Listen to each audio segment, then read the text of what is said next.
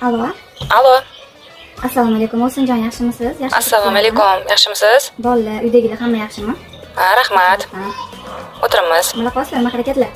Ha, hozir bolalarni aylantirib kelgandim. Ha, yaxshi. Anaqa, akangizlar bir telefon qildilar. Aha.